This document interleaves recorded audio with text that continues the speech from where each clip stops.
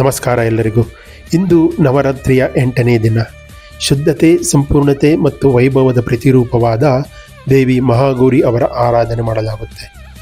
ಶಿವನನ್ನು ಪತಿಯಾಗಿ ಪಡೆಯಲು ಪಾರ್ವತಿ ದೇವಿಯು ಮಾಡಿದ ಕಠಿಣ ತಪಸ್ಸಿನಿಂದ ಆಕೆಯ ದೇಹವು ಕಪ್ಪು ಬಣ್ಣಕ್ಕೆ ತಿರುಗಿತ್ತು.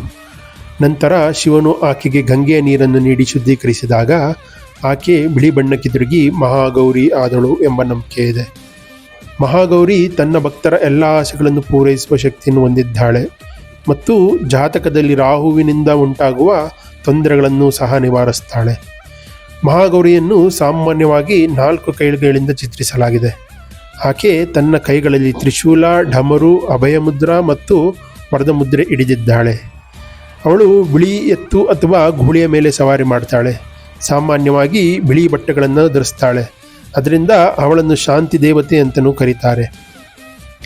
ದೇವಿ ಸಹಸ್ರಾರ ಚಕ್ರದ ಅಧಿಷ್ಠಾತ್ರಿ. ಅವರ ಕೃಪೆಯಿಂದ ಭಕ್ತನು ಆಧ್ಯಾತ್ಮಿಕ ಜಾಗೃತಿ, ಅಂತರಂಗದ ಶಾಂತಿ ಮತ್ತು ಭೌತಿಕ ಬಂಧನಗಳಿಂದ ಮುಕ್ತಿ ಪಡಿತಾನೆ. ಇಂದಿನ ಬಣ್ಣ ಬಂದು ನವಿಲು ಹಸಿರು.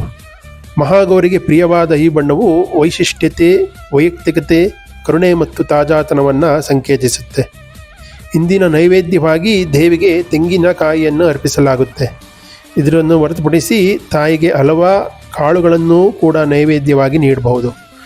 ಮುಖ್ಯವಾಗಿ ತೆಂಗಿನಕಾಯಿ ನೈವೇದ್ಯವು ಶುದ್ಧತೆ, ಮಂಗಳಕರತೆ ಮತ್ತು ದೇವಿಯ ಅನುಗ್ರಹವನ್ನು ಪಡೆಯುವ ಪ್ರಮುಖ ಸಂಕೇತವಾಗಿದೆ.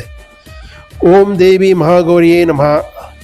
ಈ ಮಂತ್ರವನ್ನು ಪಠಿಸುವುದರಿಂದ ಮನಸ್ಸಿನ ಮತ್ತು ದೇಹದ ಆರೋಗ್ಯ ಸುಧಾರಿಸುತ್ತೆ, ಕಾಯಿಲೆಗಳಿಂದ ಶೀಘ್ರವಾಗಿ ಚೇತರಿಸಿಕೊಳ್ಳಲು ಸಹಾಯ ಮಾಡುತ್ತೆ ಮತ್ತು ಶಕ್ತಿಯನ್ನು ಹೆಚ್ಚಿಸುತ್ತೆ.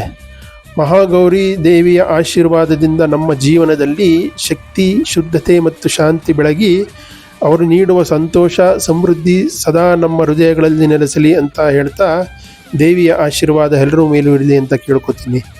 ನವರಾತ್ರಿ ಕೇವಲ ಹಬ್ಬ ಅಲ್ಲ, ಇದು ದೇವಿ ಮಹಾಗೌರಿಯ ಶಕ್ತಿ, ಶುದ್ಧತೆ ಮತ್ತು ವೈಭವವನ್ನು ಅನುಭವಿಸುವ ಪವಿತ್ರ ಸಮಯ. ಧನ್ಯವಾದಗಳು.